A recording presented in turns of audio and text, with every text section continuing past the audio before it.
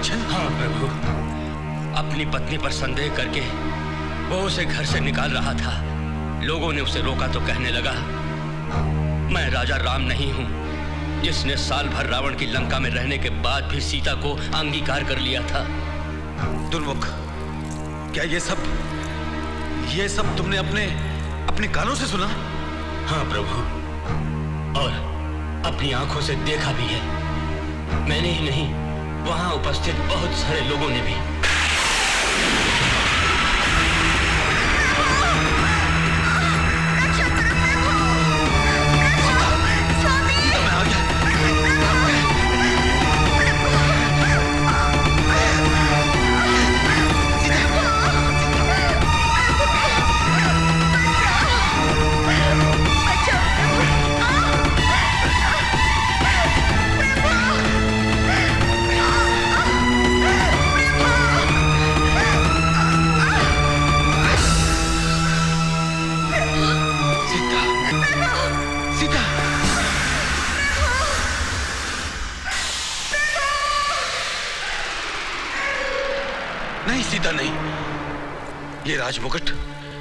ये राजमुकुट हम दोनों के बीच में दीवार बन गया है। मैं इस दीवार को गिरा दूंगा। रुक जाओ राम, इस प्रकार सिर से ये मुकुट उतार कर तुम अपने कर्तव्य से मुक्त नहीं हो सकते। रघुकुल के आदि देवता भगवान सूर्य देव के समक्ष कुलगुरु वशिष्ठ ने यह मुकुट तुम्हारे सिर पर रखकर तुम्हें इस साम्राज्य का महाराजा बनाया है। रिश्ते नातों की परवाह किए बिना प्रजा की इच्छा पूरी करने और उसके सुख दुख का ध्यान रखने के अभिप्राय से हरे दरबार में तुमने सौगंध खाई है। तुम इससे विमुख नहीं हो सकते। नहीं नहीं नहीं, मुझे ये राज, ये प्रजा, ये शासन, ये महल कुछ भी नहीं चाहिए। मुझे सीता चाहिए, केवल सीता। विचलित मत हो राम, आने वाली पीढ़ियों को धर्म का मार्ग दिखाने के लिए तुम्हें सीता को अपने से दूर करना ही होगा। मेरी सीता अग्नि परीक्षा दे चुकी है। वो निष्कलंक है, निर्दोष है। उसका परित्याग करके मैं उसकी कोमल भावनाओं को ठेस नहीं पहुंचा सकता। रघुवंश की परंपरा को स्वर्णाक्षरों में लिखने के लिए तुम्हें अपने स्नेह का बलिदान करना होगा।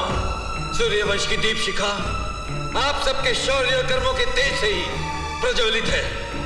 आपके वंश का एक अकिंचन सा दीपक होने के नाते मैं आप सबसे पूछता हूँ, क्या मैं केवल एक महाराजा हूँ?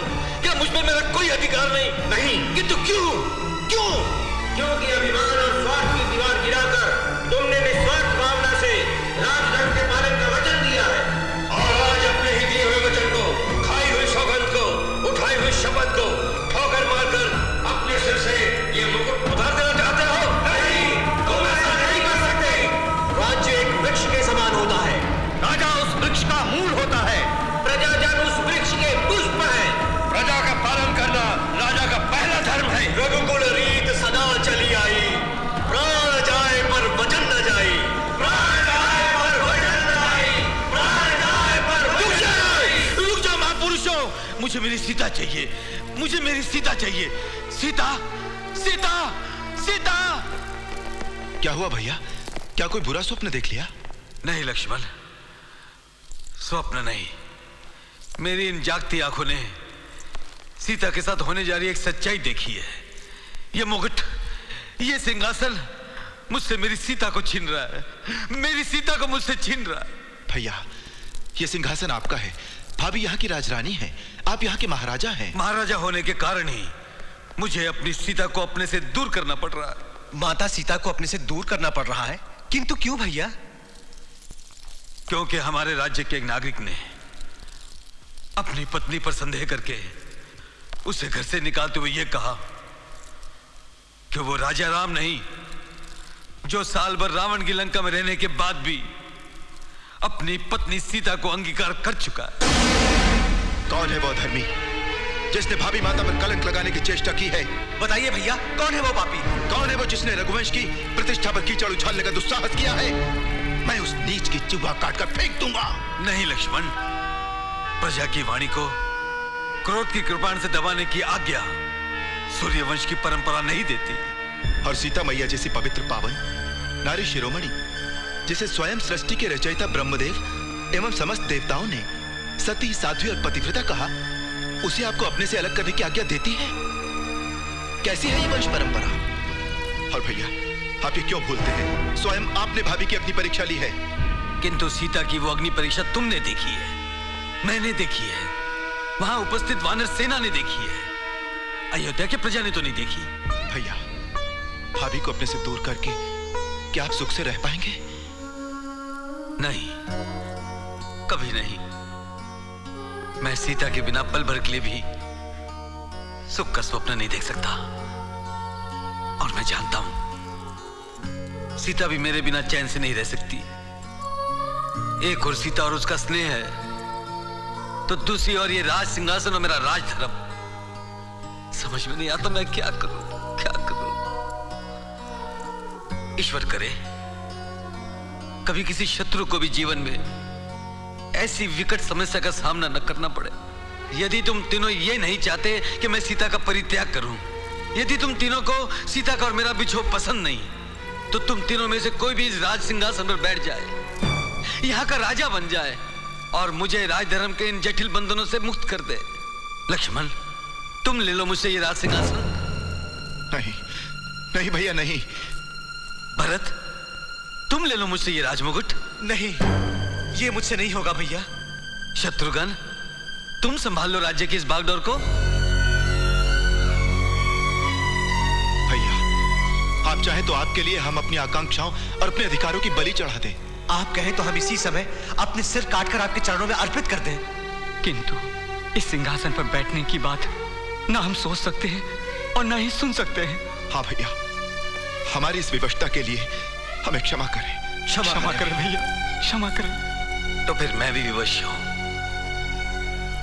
मेरे सामने भी सीता को वन में भेजने के अतिरिक्त कोई विकल्प नहीं है।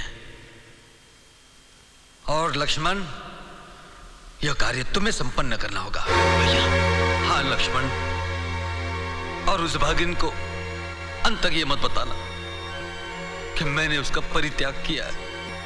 क्षमा करें भैया, आपका इतना कठोर आदेश पालन करने की सामर्थ्य मुझ में नहीं है। सीता भाभी के साथ इतना बड़ा अन्याय करने का साहस मैं कहां से लाऊं?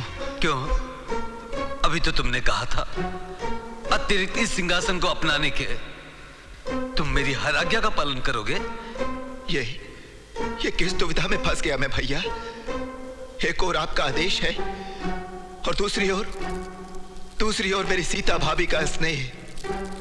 हे भगवान, मैं क्या करूं मैं? ये मेरे पिछले जन्मों के पाप हैं या मेरा कोई दुर्भाग्य है? नहीं लक्ष्मण, नहीं। दुर्भाग्यग्रस्त तो अभागिनी सीता है।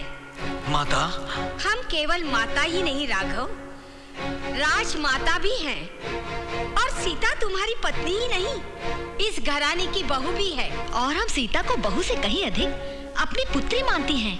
और उसी के प्रति इतना कठोर निर्णय लेने से पहले तुमने हमसे एक बार भी पूछने की आवश्यकता नहीं समझी।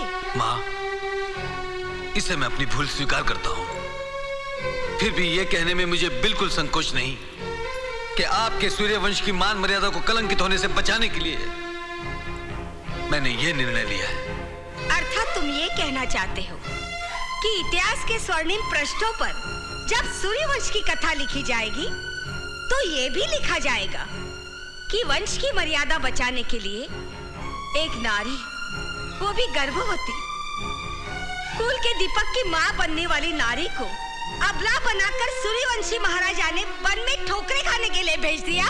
माँ, मेरे इस कठोर निर्णय का बाण स्वयं मेरे हृदय को भेद गया है। वो गर्भवती कोई और नहीं, मेरी धर्म पत्नी है, मेरी अर्धांगिनी है, मेरी सीता है। वो मेरे जीवन का एक अंग है, वो मेरे रोम रोम में बसी है। माँ, उसके बिना मेरा जीवन कुछ नहीं। तो फिर क्यों परित्याग कर रहा है उसका? मैं क्या करूं माँ? मेरे दोनों हाथ बंधे हैं। एक हाथ प्रजा को दिए हुए वचन की डोर से, तो दूसरा हाथ राजधर्म की निर्वाह की सौगंध से। मैंने आपके इन तीनों पुत्रों से कहा कि मुझे इस राज सिंहासन से मुक्त कर दें, परंतु इन्होंने मेरी विनती, मेरे आदेश को ठुकरा दिया।